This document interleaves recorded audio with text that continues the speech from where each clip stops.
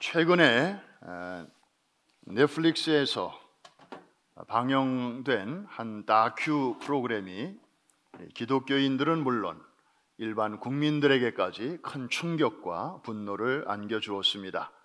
대한민국의 사이비 종교를 주제로 MBC 방송국에서 제작을 해서 이달 초에 넷플릭스를 통해 전 세계에 공개한 다큐멘터리 8부작 시리즈 나는 신이다 라는 프로그램입니다.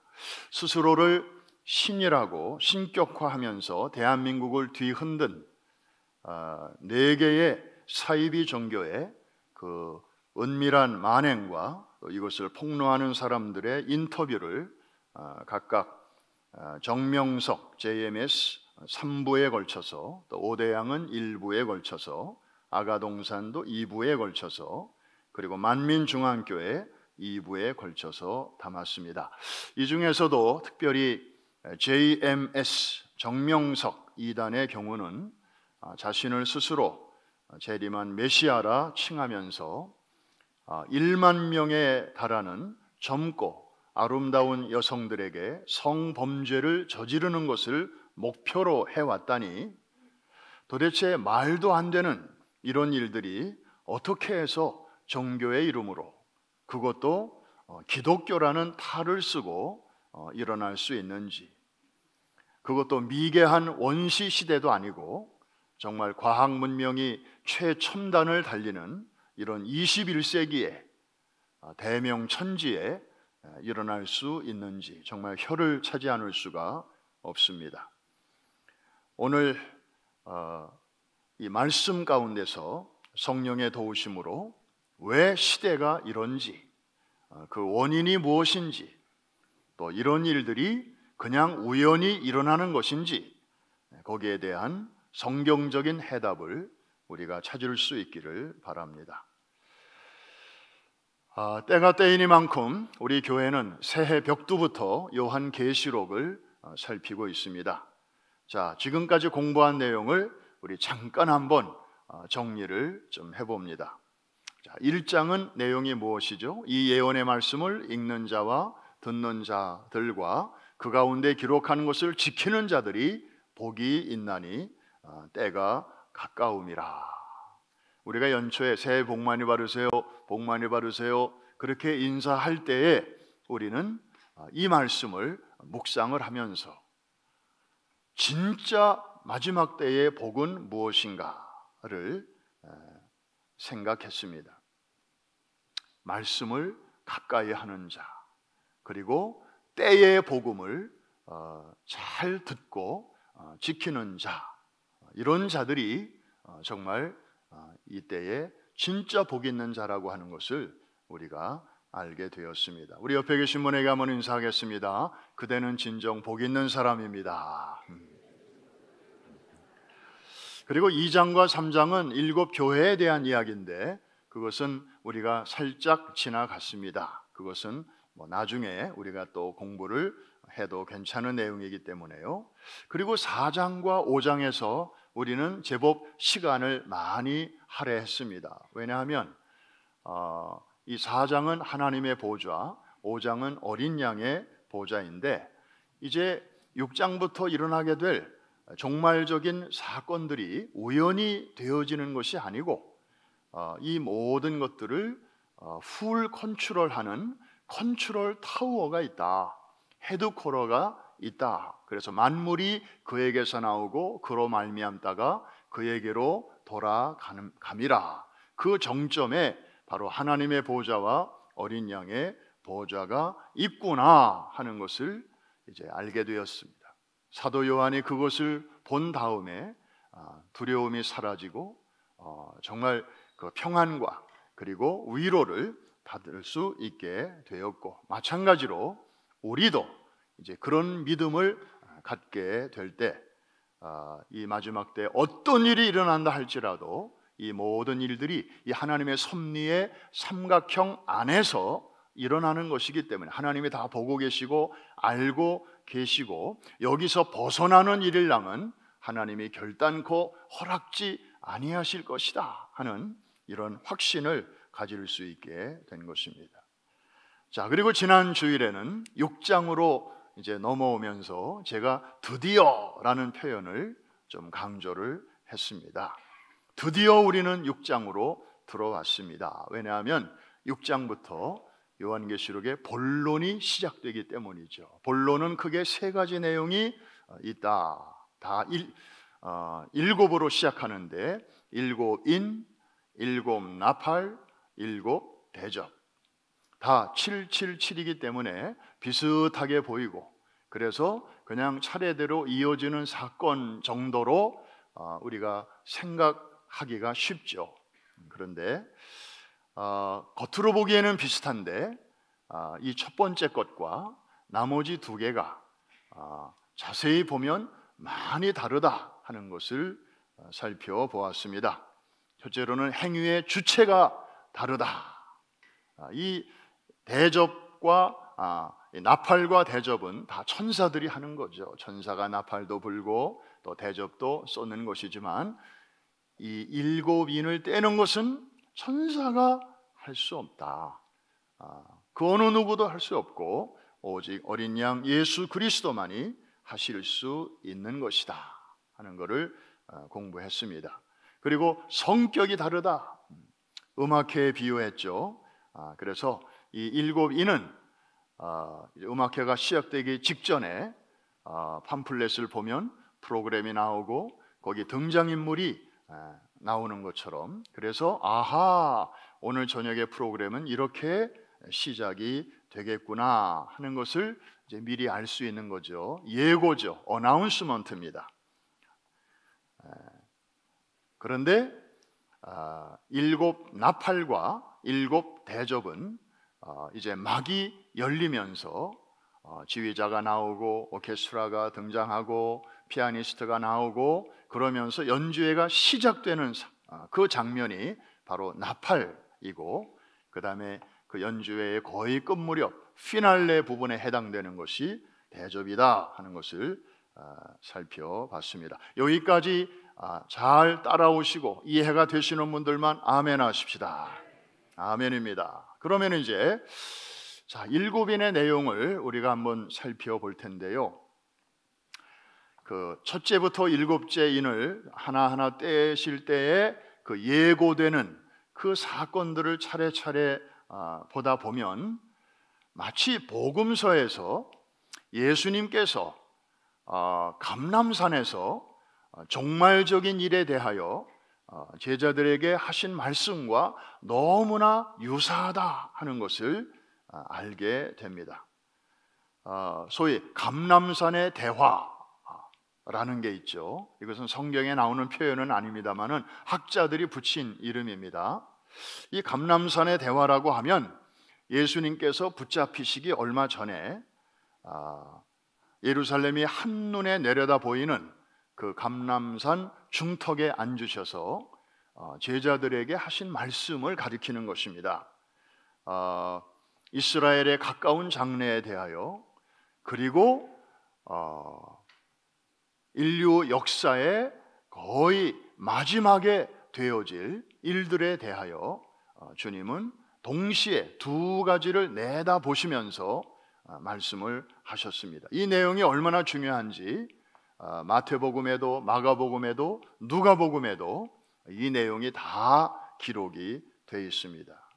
자, 그러면 도표를 통해서 요한계시록에 나오는 그 일곱인의 내용과 그 다음에 감람산에서 말씀하신 그 종말적인 내용이 과연 얼마나 비슷한지 우리 한번 같이 찾아보는 게 좋을 것 같습니다. 자, 첫째 인을 떼실 때 흰말과 그 탄자가 등장을 하는데 그 상황이 무엇인지 제가 이렇게 괄호를 쳐놨습니다. 저것은 제가 채울 게 아니고 이제 나중에 여러분이 채우시게 될 것입니다. 별로 어려운 질문이 아닐 것입니다. 그 오른쪽에는 감람산의 대화의 내용인데, 자, 두 번째 인을 떼실 때는 붉은 말이 등장을 하는데 이것은 전쟁인데 오른쪽 감람산의 대화도 전쟁이고, 세 번째 인을 떼실 때는 검은 말이 등장하는데 기근이고요. 넷째 인을 떼실 때는 청황색 말이 등장하는데 이 시체의 색깔이 청황색이거든요. 그래서 이거는 질병과 그로 인한 사망의 상황이고, 이쪽은 지진, 그리고 지진으로 인한 사망의 상황이고요. 다섯째 인을 떼실 때는 이제 말들은 나오지 않은데 순교자들의 호소와 탄원 상황입니다. 오른쪽도 비슷하고요. 여섯째 인을 떼실 때 이제 일월성신 천체의 변화가 있을 것이다. 그렇죠? 오른쪽 감람산의 대화도 마찬가지. 그래서 이 두 가지 내용을 이렇게 비교를 해보면 여러분들이 일견 보기에도 너무나 비슷하고 흡사하다. 그래서 학자들은 이 오른쪽에 있는 감람산의 대화를 이제 왼편에 있는 계시록의 내용과 연결시켜서 소계시록이다, 작은 계시록이다, 새끼 계시록이다, 이렇게 표현을 하고 있는 것입니다. 이 두 내용이 같을 수밖에 없죠. 다르면 이상하죠. 왜 그럴까요? 이유가 몇 가지 있습니다. 첫째로는 말씀하신 분이 같은 분이시기 때문에. 한번 따라해 주세요. 말씀하신 분이 같으니까. 자, 오른쪽에 나오는 소계시록 감람산의 대화는 예수님께서 하신 말씀이잖아요. 이 지상에 계실 때 제자들에게 하신 말씀입니다. 그리고 왼쪽에 있는 내용은 어린 양 예수 그리스도께서 이제 일곱 인을 떼실 때 드러나는 계시의 내용이죠. 결국에 같은 분입니다. 그런데 오른쪽 거는 땅에 계실 때 하신 말씀이고, 왼쪽 거는 부활 승천하셔서 하늘에 계실 때 이제 보여주시는 계시의 말씀이라는 것이 다를 뿐, the same person, the same Jesus, 같은 분이 이렇게 열어주시는 말씀이기 때문에 저게 다르면 성경 전체가 이거는 믿을 수 없는 책이 되어버리는 거죠. 땅에서 하신 말씀 다르고 하늘에 올라가셔서 하신 말씀 다르면 어떻게 그분의 말씀을 우리가 신뢰할 수 있으며 그분의 말씀에 어떻게 우리의 인생을 걸 수가 있겠냐고요. 다르면 큰일이죠. 같은 게 당연하죠. 게다가 증인이 볼 때 똑같거든요. 자, 증인이 있습니다. 물어봅니다. 저 감람산에서 예수님이 저렇게 말씀하실 때 요한이 그 자리에 있었나요? 없었나요? 예수님의 12 제자 중에 한 사람인 요한이 있었는지 없었는지, 이거 어려운 질문인가요? 그 자리에 있었잖아요. 저 말씀 들었거든요. 그러고 나서 좀 시간이 지났을 때 왼쪽에 있는 저 계시록 6장, 7장, 8장 그 인이 떼어지는 그 장면을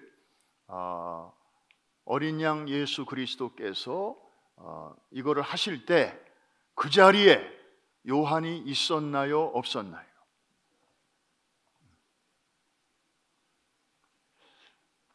이거 대답이 현찮으면 제가 다시 처음부터 시작해야 할지도 모릅니다. 지금 요한이 몸뚱아리는 어디 있어요? 반모섬에 있고, 지금 영은 어디 있어요? 하나님 보호자 앞에 있잖아요, 지금. 그래서 자기가 지금 보고 있는 내용을 지금 다 이제 기록을 하고 있잖아요. 그래서 지상에 있는 교회들에게 이거를 전하라, 하나님이 명령하셨으니까 다 보고 있는 거죠. 그런데 땅에 있을 때 들은 내용과 지금 천상에서 어린 양 예수 그리스도께서 하나하나 인을 떼어주실 때 계시되는 내용이 보니까 같거든요. 그러니까 이거는 진짜인 거죠. 그래서 사도 요한은 우리는 모르죠. 그러나 요한은 여기도 있었고 지금 여기도 있기 때문에 그 내용을 확신할 수가 있게 된 것입니다. 여기까지 이해가 되시면 아멘 하십시다. 네, 말씀하시는 분이 같은 분인데다가 증인이 그것을 뒷받침해 주니까 이상 더 확실한 게 어디 있겠습니까? 그러면 이제 여기서 진짜 중요한 문제가 하나 우리 앞에 있습니다. 저 첫 번째 인을 떼실 때에 저 흰말 그리고 그 탄자는 과연 누구이며 어떤 상황을 가리키는 것일까? 제가 괄호로 일부러 쳐놨어요. 근데 밑에서부터 한번 이렇게 나란히 한번 줄을 그어가면서 생각해 보면, 자, 여섯째 인을 뗄 때 좌우가 똑같고, 다섯째 인 같고, 넷째 인 같고, 셋째 인 같고, 둘째 인 같고, 그렇다면 첫째 인을 떼실 때도 내용이 같아야 되겠죠. 그런데요, 여기서 문제가 하나 생깁니다. 첫째 인을 떼실 때 등장하는 흰말 그리고 그 탄자를 재림하시는 예수 그리스도로 보는 사람이 굉장히 많다는 것입니다. 결론부터 말씀드리면 아닙니다. 예수 그리스도가 아닙니다. 제가 이것을 강조하는 이유가 있습니다.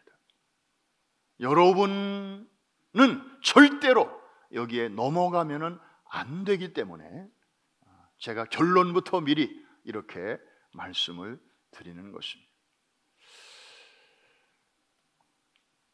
많은 분들이 그런데 요한계시록을 이렇게 읽으면서 흰말이 나오네, 거기 탄자가 나오네, 그러면 일단 십중팔구 예수님이 아닐까? 이런 생각을 합니다.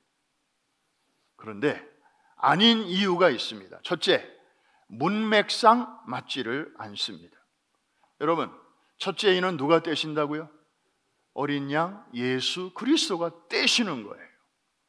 그러면 그 인을 떼실 때에 이제 말이 등장하고 말탄자가 등장하는 건데, 그 자가 재림하시는 예수님이라면 예수님이 인도 떼셔야 되고 또 빨리 가서 말도 타고 나오셔야 되고, 이거 1인 2역을 하라는 얘기인데, 이거는 랜디도 힘들어 하더라고요. 히즈 라이프 할 때 보니까.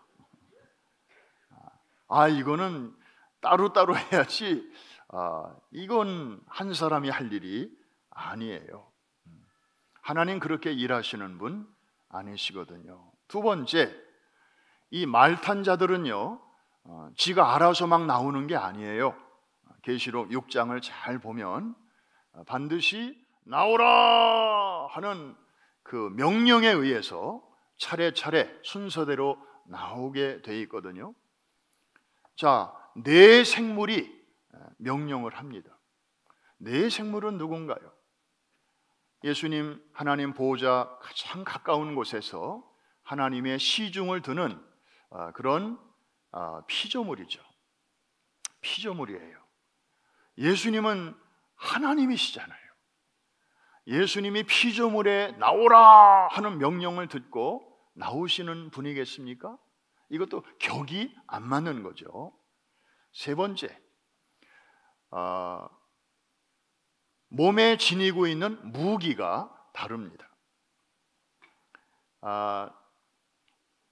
계시록 19장을 우리가 한번 보는 게 좋겠습니다. 왜냐하면 이 계시록 19장에 보면 여기는 흰말 타신 분이 등장하는데, 이분은 진짜 재림하시는 예수 그리스도이십니다. 계시록 19장이 바로 예수님 재림하시는 장이거든요. 자, 19장 한번 11절 찾아볼까요? 네. 다 같이 한번 읽겠습니다. 시작. 또 내가 하늘이 열린 것을 보니 보라, 백마와 그것을 탄 자가 있으니 그 이름은 충신과 진실이라. 그가 공의로 심판하며 싸우더라. 여기에 흰말이 나오잖아요. 그 탄 자가 나오잖아요. 그러니까 사람들은 이분이 바로 예수님이니까 계시록을 읽다가 다른 데서 또 흰말이 나오면 예수님이겠지, 이렇게 생각을 하는 경향이 많이 있다는 것입니다. 그런데 우리 그 다음 절 한번 보겠습니다. 15절입니다. 15절 다 같이 시작. 그의 입에서 이 한 검이 나오니 그곳으로 만국을 치겠고 친히 저희를 철장으로 다스리며 또 친히 하나님 곧 전능하신 이의 맹렬한 진노의 포도주 틀을 밟겠고. 자, 재림하시는 예수님의 입에 이 한 검이 나온다 그랬는데, 자, 요한계시록 6장에 나오는 흰말과 그 탄 자는 무기를 가졌는데 검이 아니라 활을 가지고 나옵니다. 모양새가 다릅니다. 같은 분이라면 이럴 수가 없는 거죠. 그 다음에 더 결정적인 증거가 있습니다. 두 사람 다 머리에 면류관을 쓰고 나오는데 이 면류관의 성격이 다릅니다. 자, 재림하시는 예수님도 면류관을 쓰고 오시는데 이것은 왕이나 임금들만이 쓸 수 있는 왕관이에요. 이거를 디아테마타라는 헬라어를 쓰고 있습니다. 그래서 세상을 심판하러 오시는 거죠. 그런데 이 계시록 6장 첫째 인을 떼실 때 등장하는 흰말을 탄 자는 그도 역시 면류관을 쓰고 등장하는데 이것은 왕이 쓰는 면류관이 아니에요. 운동선수들이 쓰는 면류관, 곧 월궤관 같은 것이에요. 헬라어 원어를 보면 스테파노스라는 단어를 쓰고 있어요. 여기서 스테반이 나왔어요. 그러니까 우리말 성경에는 애석하게도 둘 다 면류관 이렇게 차이 없이 번역을 해놔가지고 우리가 잘 구별이 안 되지만 원래 쓰여진 이 헬라어 원어를 보면 전혀 다른 단어를 쓰고 있습니다. 여러분, 여기까지 말씀을 이렇게 들으면서 무슨 생각이 드십니까? 얼핏 봐서는 흰말이니까 그냥 같은 예수님이 아닐까 생각이 됐는데 자세히 들여다보니 너무 다르네. 이게 같은 상황이 아니네. 같은 인물이 아닌가벼. 이제 이렇게 생각이 드실 것입니다. 그런데 여러분, 얼마나 놀랍습니까? 아까 그 표를 한번 다시 보십시다. 오늘 이 성경을 대하는 우리마저도 마치 저 흰말 탄 자가 예수님이 아닐까 이런 생각을 하고 있잖아요. 이게 바로 미혹의 역사입니다. 사람들을 속이는 것입니다. 그래서 어쩌면 예수님 흉내를 내는 하고 말의 색깔까지도 흰색 아닙니까? 저는요, 우리 대한민국의 이단의 교주들 가끔 보면 다 그런 건 아니지만 그 흰색 양복을 그렇게 좋아하더라고요. 이 백구도 아주 좋아하더라고요.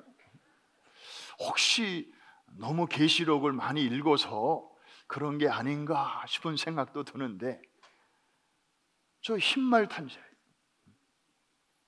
오른쪽에 미혹이죠. 따라서 첫째인 저 괄호 속에 들어가야 할 정답은 미혹입니다. 미혹하는 영입니다. 미혹하는 사상입니다. 그런데 예수님께서도 이제 말세가 되면 이런 일들이 더 극성을 부릴 것을 미리 다 내다 보셨습니다. 그래서 저 감람산에서 말씀하실 때 이런 말씀도 하셨는데 한번 같이 볼까요? 마태복음 24장 3절부터 5절까지 예수께서 감람산 위에 앉으셨을 때, 이게 바로 감람산의 대화입니다.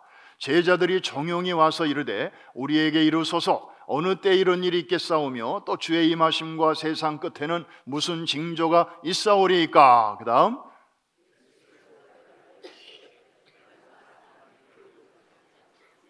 그 다음 많은 사람이 내 이름으로 와서 이르되 나는 그리스도라 하여 많은 사람을 어떻게 하리라? 미혹하리라. 미혹, deceive, deception, 속이는 겁니다. 감쪽같이 넘어가는 것입니다. 그러므로 이 계시록 6장에 나오는 흰말 탄자는 예수 그리스도가 아닙니다. 예수님을 가장한 마지막 때의 미혹의 역사, 한마디로 말하면 거짓 그리스도요, 그리고 거짓 복음 운동을 다 총칭하는 그런 표현인 것입니다. 여기까지 이해가 되시면 아멘 하십시다. 이제 이후로는요, 계시록 6장을 읽으면서 흰말과 그 탄자가 나오면 아이고 예수님 나오시네, 이런 분들은 어떻게 하면 좋을까요? 돌봐줘야 됩니다.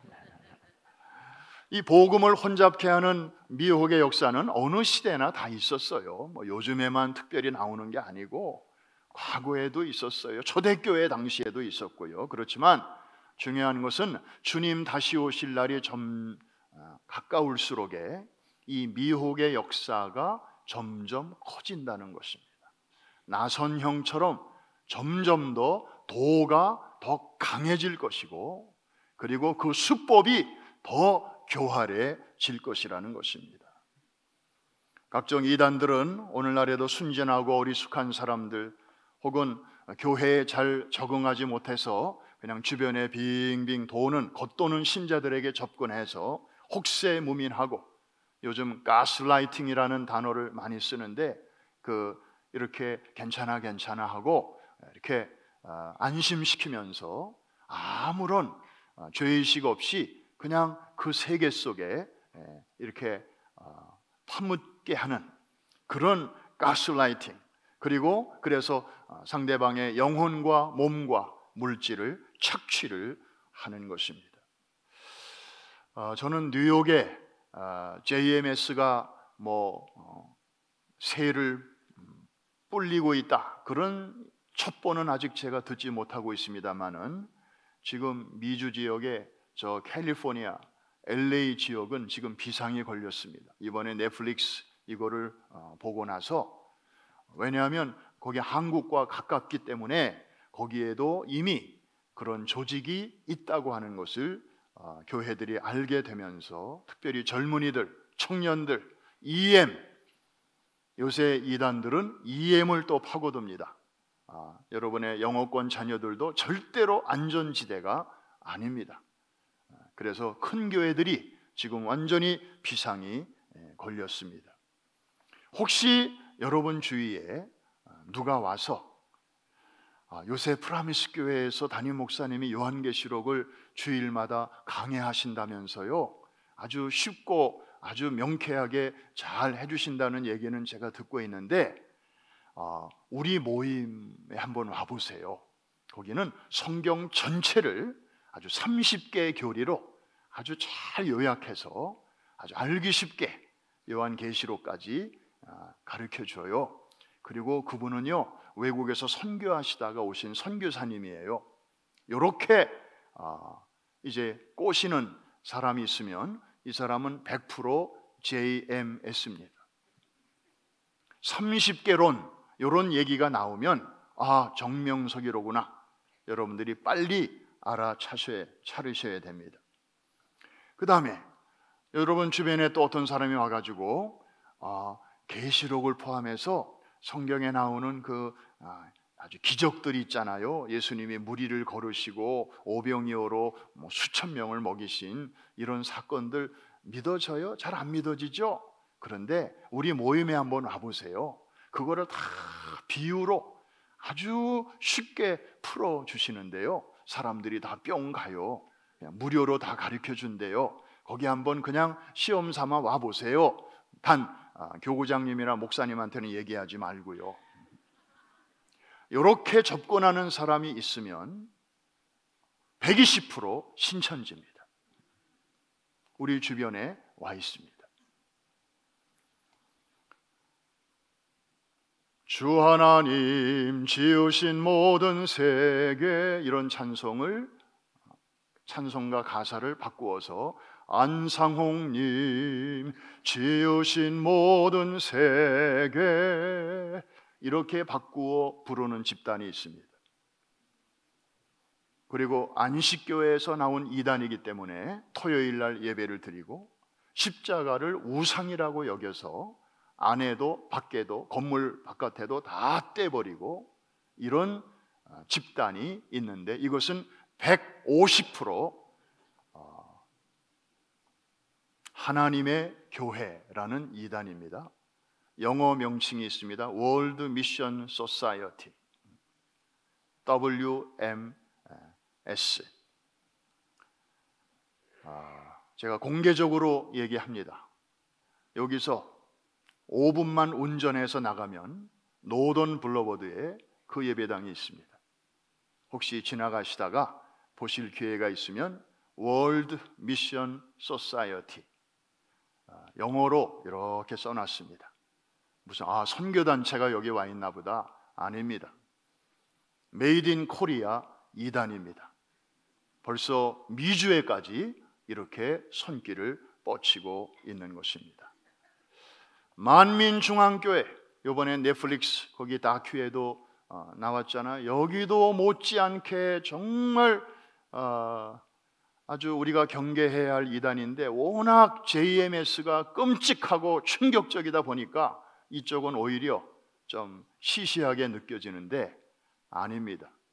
여러분, 중남미에 우리 페루에서 오신 목사님도 여기 오셨습니다마는 한때 이 만민 이단이 중남미에 있는 목회자들을 돈으로 매수하고 또 막 자기네 교회로 초청해서 설교시키고 그것을 유튜브로 다 올리고, 그래서 봐라, 우리 만민교회는 이렇게 중남미의 훌륭한 영향력 있는 목사님들이 다 이렇게 인정해주는 교단이다. 그러면서 이걸 영어로 번역하고 히스패닉으로 번역하고 해서 막 전 세계에 뿌린, 그래서 못 모르고 거기 갔다가 나중에 그것을 깨닫고 이제 탈퇴하신 그런 분들이 참 많이 있습니다. 사랑하는 성도 여러분, 이제 말씀을 마칩니다. 요새 짝퉁이 활개를 치고 있습니다. 여러분, 저 같은 남자는 저는 남자들 중에도 눈이 아주 예민한 분은 짝퉁을 잘 이렇게 분별을 하시더라고요. 그런데 제 눈에는 그게 다 그거예요. 누가 그러더라고요. 저분이 들고 있는 저 핸드백이 명품인지 짝퉁인지는 비 오면 안다고. 그래서 비가 올 때 이렇게 머리 젖지 말라고 올리면 이거는 보나마나 짝퉁이고, 저 가방 젖지 않도록 옷 속에 감추면 저거는 아주 명품이라고. 저는 그런 구별법 외에는 몰라요. 그런데 한 가지 분명한 것은 짝퉁은요, 싸구려 물건 옆에는 절대 생기지 않아요. 진짜 진품, 명품, 값비싼 좋은 물건 옆에라야 짝퉁이 있더라고요. 맞습니까? 그렇죠? 네. 여러분, 저나 여러분이나 참 불만이 많아요. 왜 이렇게 이단들이 우리 개신교회에 이렇게 많은지. 사실 알고 보면 천주교에도 이단이 있어요. 불교에도 이단이 있어요. 모든 종교에는 그 사이비 이단들이 다 있기 마련인데, 유난히 우리가 지금 붙들고 있는 이 개신교 이 주변에 너무 이단들이 많은 거죠. 그 옛날에 있던 이단들이 좀 사그러져가는 이단들도 있잖아요. 통일교라든지 전도관, 지금은 천부교가 되었습니다마는 이제는 별로 우리가 두렵지 않아요. 그래서 이제 이단 프리한 세상이 오는가 보다 그러고 안심하고 있었는데, 웬 갑자기 신천지 하나님의 교회 무슨 이런 또 신흥 이단들이 이렇게 나타나서 우리 주변에서 어슬렁어슬렁 거리는지 왜 이런 거야 도대체. 그런데 여러분, 다르게 생각할 거 없습니다. 유난히 우리 개신교 주변에 옛날도 그랬고 지금도 그랬고 앞으로도 더 이렇게 이상한 이단들이, 짝퉁들이 우글우글 하는 것은 그만큼 우리가 지니고 있는, 우리가 믿고 있는 이 개신교의 복음이 그만큼 진품이요 명품임을 반증하는 것이 아니고 또 무엇이겠습니까? 하는 것입니다. 이해가 되시면 아멘 하십시다. 여러분, 예수님의 이 피 묻은 복음, 그리고 부활의 복음, 이 복음이 너무나 멋있고 너무나 귀하고 너무나 진짜이기 때문에 이게 가짜들이 그 주변에서 어슬렁어슬렁 하고 있는 것입니다. 그러니까 복음에 대한 확신과 자부심을 갖게 되시기를 주의 이름으로 축복합니다. 앞으로 미혹의 역사는 여기가 끝이 아닙니다. 오히려 지금 이번에 넷플릭스에서 드러난 것은 그들도 말하잖아요. 10분의 1밖에 안 된다고. 사실은 더 끔찍한 일들이 얼마든지 많이 있을 것이고, 그러나 앞으로는 JMS가 정말 시시하게 느껴질 정도의 그런 어마어마한 이단들의 교묘한 미혹의 역사가 주님 오실 날이 점점 다가올수록에 지금보다 더 강해질 것을 우리는 예상해야 됩니다. 정신 바짝 차려야 할 때입니다.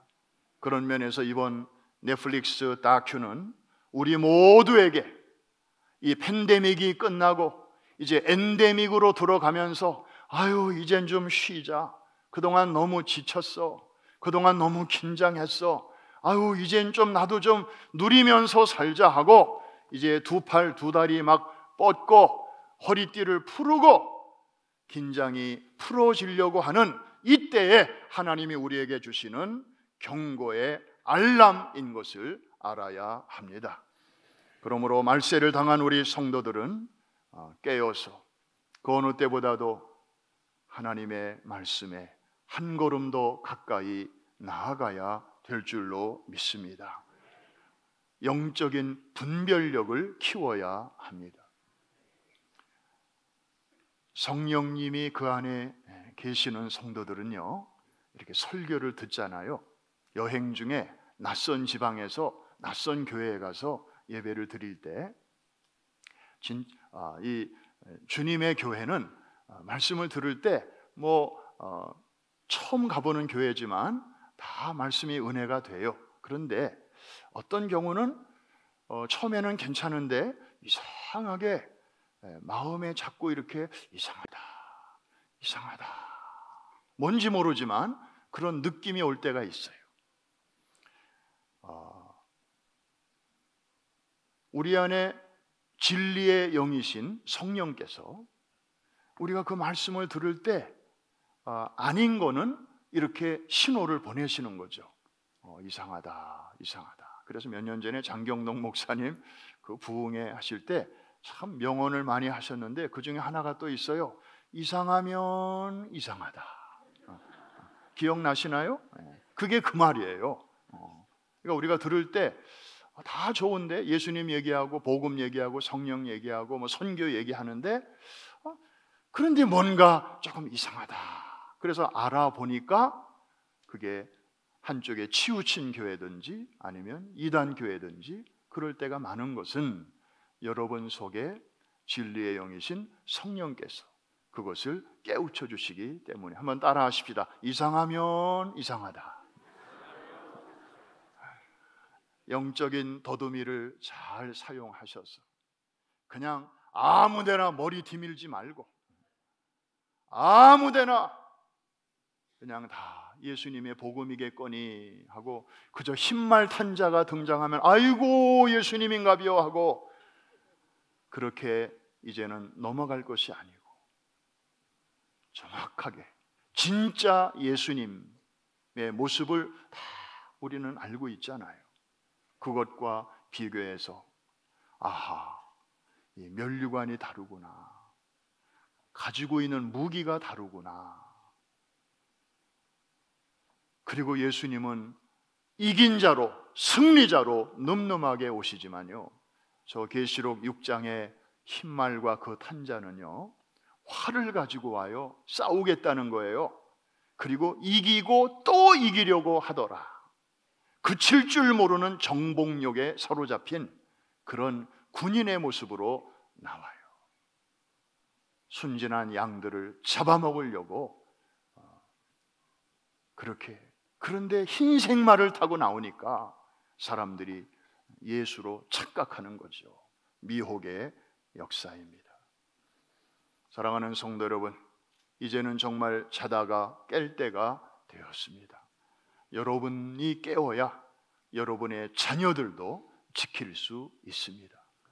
여러분이 깨어 있어야 또 우리 교회를 통하여 위로와 또 꿈과 비전을 공유하는 우리 주변의 많은 교회들이 바른 길로 갈 수가 있습니다.